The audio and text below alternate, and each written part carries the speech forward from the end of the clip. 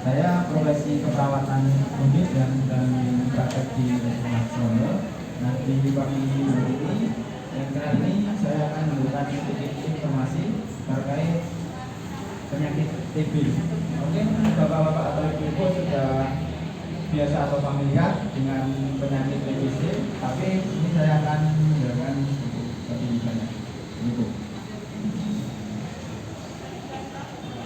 TBC atau yang biasa disebut tuberkulosis itu adalah penyakit kronik yang disebabkan oleh bakteri atau bukan Mycobacterium tuberculosis. Bakteri ini tahan asam yang biasa dikenal dengan base tahan asam. Sebagian besar kuman TB sering melakukan infeksi parenkim dan menyebabkan TB paru. Selanjutnya untuk faktor dan resiko yang meningkatkan seseorang itu akan terkena TB, yaitu adalah orang dengan HIV positif. Karena orang HIV itu biasanya antibodinya itu menurun, jadi juga dapat gampang terkena sekali penyakit. Yang kedua adalah orang yang mengonsumsi obat imunosupresi dalam jangka panjang. Dan selanjutnya itu adalah perokok atau orang yang suka minum minuman keras, karena zat yang terkandung dalam nikotin itu akan memperburuk paru-paru dan akan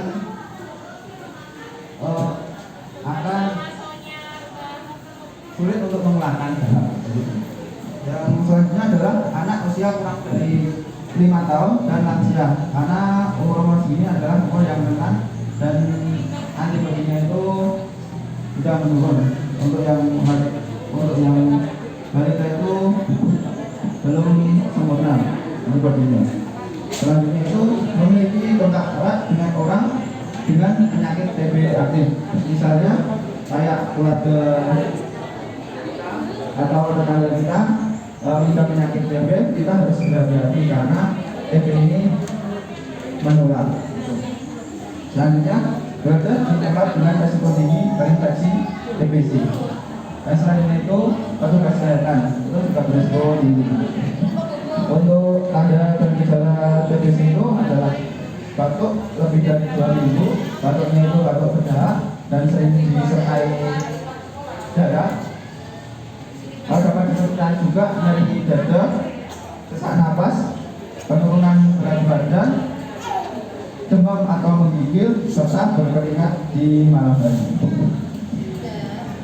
Nah, selanjutnya itu untuk cara penularannya itu adalah melalui udara yang sudah terkena bakteri TBC tadi. Sehingga kita harus berhati-hati. Untuk cara pencegahan penularannya itu bagi penderita TBC itu ketika batuk atau bersin harus menutup mulut, selalu memakai masker, serta tidak meludah di sembarang tempat. Terjadi penyakit TB itu dengan memberikan imunisasi BCG bagi bayi dan memberikan ASI eksklusif bagi bayi. Selanjutnya itu adalah pola hidup bersih dan sehat. Yang selanjutnya itu tidak merokok dan tidak minum minuman keras, serta membuka jendela rumah ketika pagi hari sehingga sinar matahari itu dapat masuk ke dalam ruangan, karena bakteri-bakteri TB ini dapat mati karena terpapar sinar matahari langsung. Itu selanjutnya bisa dengan menjemur alat tidur di luar ruangan yang bisa terkena sinar matahari langsung agar menurunkan resiko penyakit TBC. Untuk pengobatannya sendiri itu TBC dibagi menjadi 2 tahap, yaitu tahap awal dan tahap lanjutan. Untuk tahap awal itu 2 bulan saat penderita terkena atau dinyatakan positif, dan tahap lanjutan itu 2 bulan sampai 6 bulan. Nanti juga ada pemeriksaan lanjutan apabila belum sembuh. Begitu. Selanjutnya biasanya di puskesmas ini kalau misal ada batuk lebih dari 2 minggu, itu kan dihimbau untuk cek dahak. Nah, kadang saat cek dahak itu kita sulit untuk mengeluarkan dahak, apalagi ketika pas dicek itu batuk kering. Nah, ada cara untuk mengeluarkan dahak agar efektif yaitu dengan batuk efektif. Nah, cara batuk efektif itu pertama-tama duduk dengan rileks, minum air hangat, selanjutnya badan ditundukkan ke depan. Di tarian yang terakhir itu ditahan 1 atau 2 detik. Nah, selanjutnya itu insya Allah dahan itu akan lebih mudah keluar daripada kita batuk langsung begitu. Mungkin dari cukup begitu. Apabila ada pertanyaan silakan.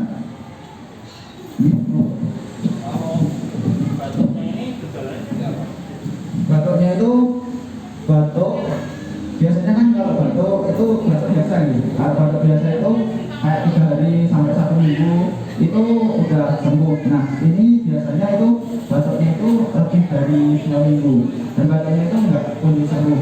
Nah, bisa disertai dengan nyeri dada atau badan panas atau menggigil gitu. Nah, itu tanda-tanda, salah satu tanda pasien itu terkena TB. Tapi itu semua harus dicek dengan itu cek dahak ini. Kalau misal pas dicek itu positif, nanti ada pengobatan lebih lanjut itu untuk obat anti tuberkulosisnya. Kalau misal memang tidak terbukti atau negatif, nanti diobati obat biasa begitu.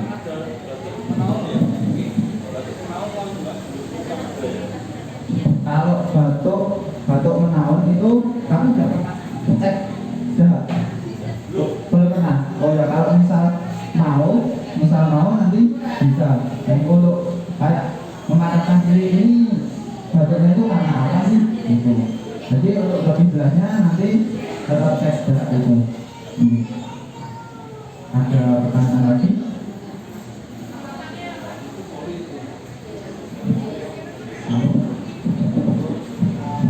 Terima kasih Mas Norman, terima kasih Bapak Ibu yang sudah antusias dan bertanya tadi terkait materi TBC. Kebetulan terkait dengan pertanyaan dari Bapak tadi terkait bagaimana sih membedakan batuk TBC dengan batuk tidak TBC. Tetap harus ada penegakan diagnosa dari dokter. Jangan kita melakukan self diagnosis atau mendiagnosa diri sendiri. Jadi di Puskesmas Mandor sendiri ini kita sudah menyediakan pemeriksaan atau penegakan diagnosa TBC yang memang hanya ada di Puskesmas Mandor, yaitu pemeriksaan TCM. Pemeriksaan TCM ini pun di Kecamatan Banyumanik yang memiliki hanya Puskesmas Mandor. Nah, syaratnya mudah dan itu pemeriksaannya gratis ya.